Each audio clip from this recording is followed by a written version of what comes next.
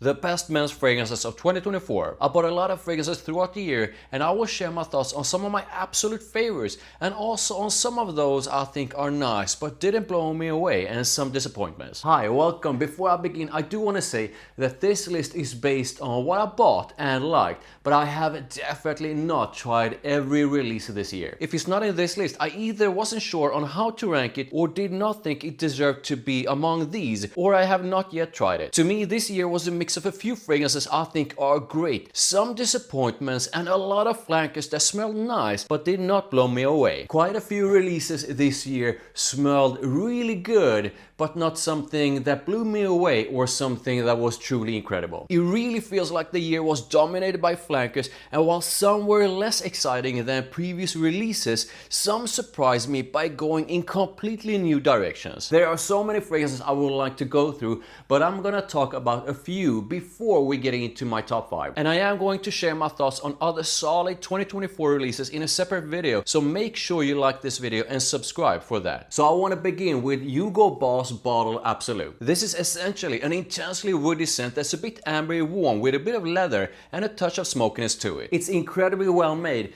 and this is a designer that definitely smells sort of niche. I do wish it had a bit of sweetness to it to sort of balance up its intense woodiness. But overall, this is one of the most unique scents from the house and one of the most niche smelling designer scents of the year. So let's move on to Armani Code EDP 2024. This has grown on me quite a bit since I bought it. It's basically a spicy and sweet vanilla with a dry down that has that signature coat tonka bean. The dry down is my favorite part of it, and the sweetness it has is quite sexy. I ranked it in second place in my Armani Code comparison.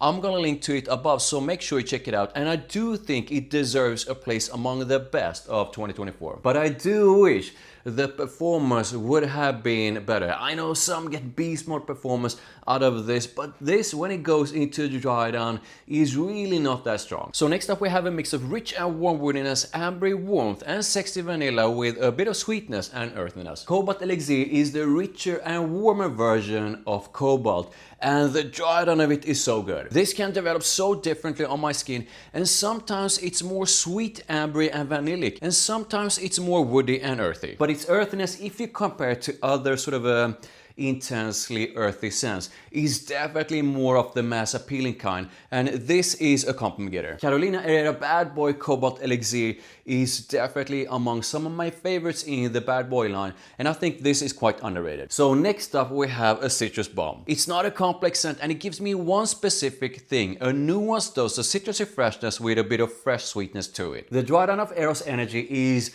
less fresh and mostly a mix of soft freshness and musk with a bit of soft woodiness to it. This really surprised me because it's so different compared to the other Versace Eros. And I know a lot of people feel Versace Eros energy is too simple or that it smells like a cleaning solution. But to me, it's citrusy fresh in a great way, and in a way that's a bit different compared to my other citrus fresh scents. Versace Eros energy is definitely mostly about citrus, but I do not feel this is as simple as some think it is, and I definitely think this deserves to be among some of the best of the year. Next up we have a new flanker in what I think is one of the more unique fresh men's fragrance lines ever. Santal Marin takes the Kenzo Homme freshness in a more aromatic direction with lavender and a slightly different kind of woody dry down compared to the other ones. There's also a bit of sort of a saltiness to its aquatic freshness. I went back and forth between Santal Marin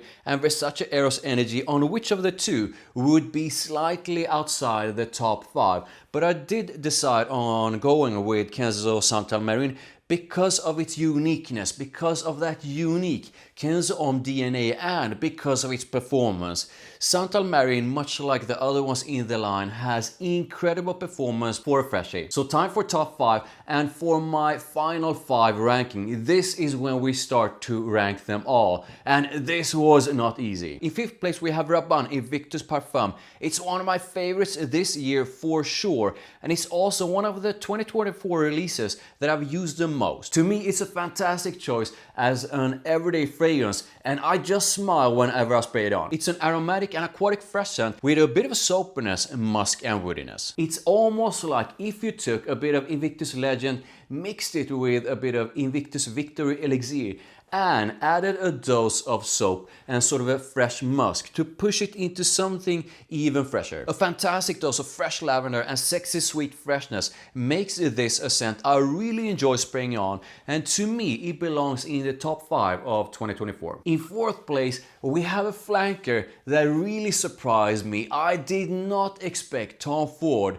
to take ombre leather in this direction. Although ombre leather is the most mass appealing version of them all, with a focus on vanilla and soft leather with a bit of sweetness and intense spiciness. This is a gorgeous take on ombre leather and very different to both the ombre leather, the Eau de Parfum and the Parfum. And it's basically vanilla and smooth leather done in a very mass appealing way. All the ombre leather has YSL baby cat vibes, so if you like baby cat, you'll most likely enjoy this one. To me, it's definitely one of the best men's fragrance releases of 2024, and it cracks top 5, but not top 3. In 3rd place, my favorite in the Scanner line from Gaultier. It basically has the woodiness from the Le Parfum mixed with a hint of the caramel from the Eau de Toilette with a prominent dose of fruitiness and sweetness. Scanner Absolu is definitely, without a single doubt, one of the best releases of 2024, and I do feel that Scanner Absolu improves upon the 2 previous releases. It takes the fantastic woodiness of the Parfum, combines it with sexy fruity sweetness, and everything on top of that core sort of a Scandal DNA. Absolutely gorgeous scent, another compliment getter, and Scandal Absolu definitely deserves being among top 3 of my best of 2024. So before I move on to top 2, I gotta share that while I edited this video, I realized I forgot a phrase that I absolutely love. For some reason, I thought of this as a 2023 release, but it's not. Armani Stronger With You Tobacco has that Stronger With You DNA with vanilla, with the smoothness of Stronger With You absolutely, but with a dose of a mass appealing kind of tobacco, and it's spicy and ambery. This is one of my favorite 2024 releases, and I'm squeezing it into this list in shared 3rd place with Gaultier Scanner Absolu. It's so good, almost smells niche in a way, and as soon as I realized I forgot about it, I had to make sure to include it. Stronger With You Tobacco is a beautiful scent, and to me it's definitely one of the best releases of 2024. So the scent line from Hugo Boss